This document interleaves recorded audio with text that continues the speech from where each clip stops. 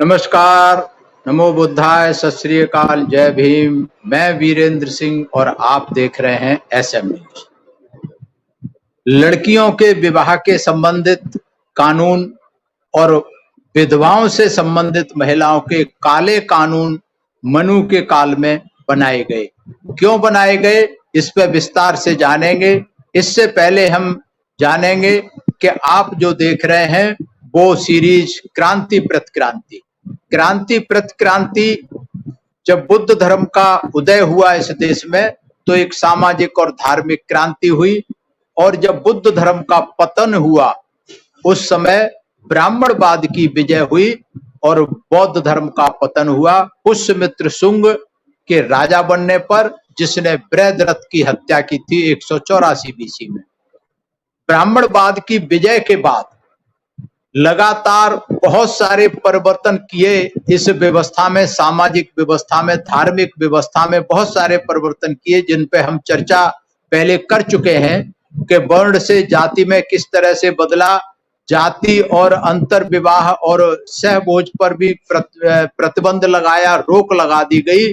तो ये सारे कारणों पर ब्राह्मणवाद ने विजय प्राप्त करके ये काले कानून क्यों बनाए, आज हम इस पर चर्चा करेंगे कि लड़कियों के लिए, लड़कियों के विवाह के लिए और जो विधवाओं के जीवन के संबंध में मनुस्मृति में बहुत सारे प्रतिबंध, बहुत सारे काले कानून बनाए गए।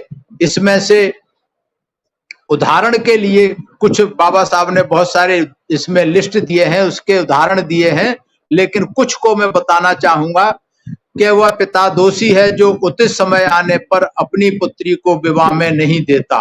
पिता समान जाति के श्रेष्ठ और सुंदर वर को अपनी पुत्री, चाहे उसकी आयु उचित ना भी हो, अर्थात वह ऋतुमती ना हुई हो, निर्धारित विधि के अनुसार शादी कर दे।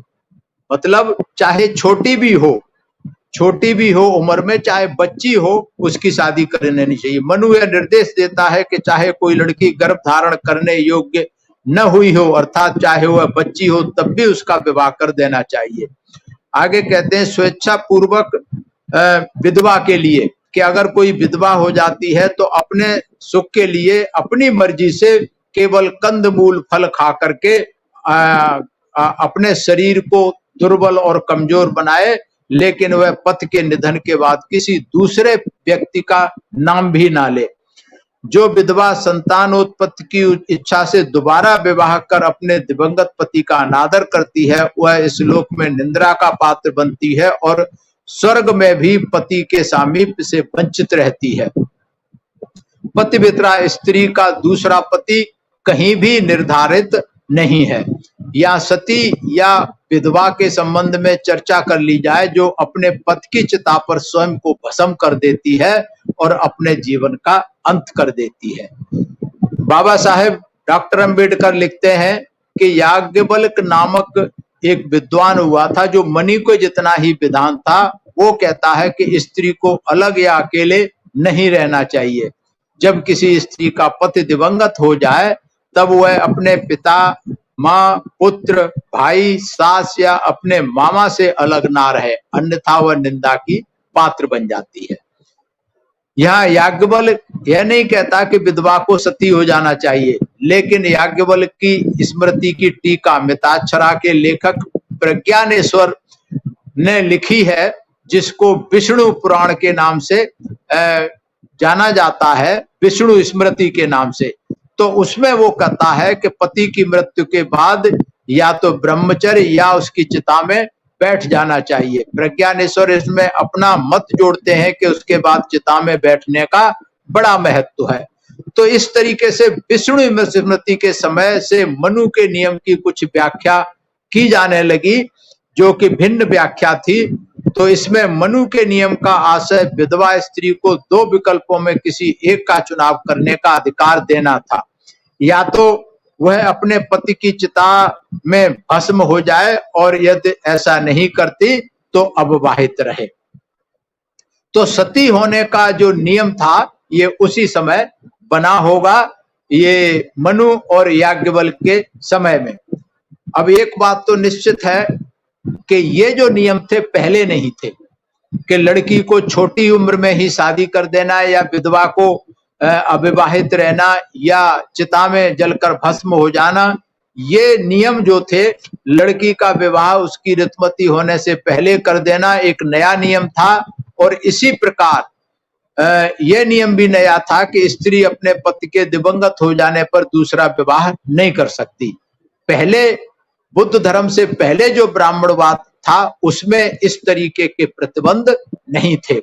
ये जो थे सती के बारे में प्रथा कब शुरू हुई, इस बात का साक्ष्य यह है कि ये प्रथा जो थी प्राचीन काल में भी थी, पहले भी थी, लेकिन इस बात का भी साक्ष्य है कि यह प्रथा धीरे धीरे समाप्त हो गई थी और बौद्ध धर्म के समय तक ये प्रथा समाप्त हो गई थी। पर बौद्ध धर्म पर जो है पुष्यमित्र के विजय के बाद जो ब्राह्मणवाद की विजय हुई और उस विजय के बाद फिर से ये सती प्रथा शुरू हो गई।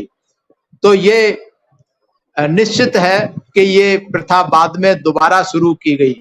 अब प्रश्न यह है कि परिवर्तन विजयी ब्राह्मणवाद ने क्यों किए?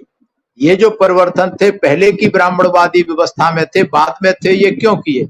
ब्राह्मणवाद लड़कियों का विवाह उनके ऋतुमती होने से पहले ही कर विधवाओं को पुनर्विवाह के अधिकार का निषेध कर वह उन अपने पति की दिवंगत की चिता पर आत्मदाह करने का निर्देश देकर कौन सा उद्देश्य पूरा करना चाहता था?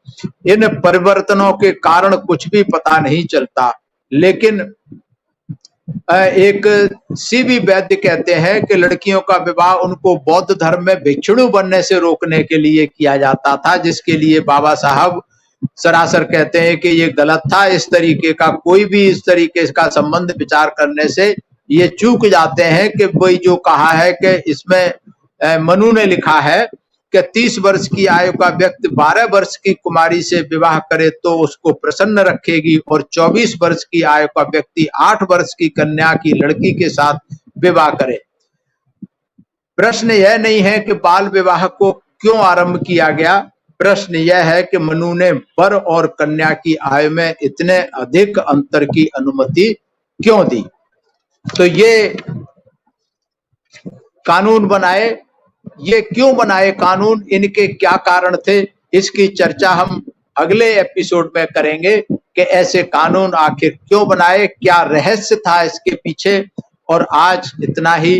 अगर आपको ये पसंद आ रही है सीरीज तो आप इसे शेयर करें, लाइक करें और ज्यादा से ज्यादा इसको लाइक करें। और अगर आपको पसंद आ रही है तो आप एसएम न्यूज की प्लेलिस्ट में जाकर के इसके पीछे के सारे एपिसोड आप देख सकते हैं, सुन सकते हैं।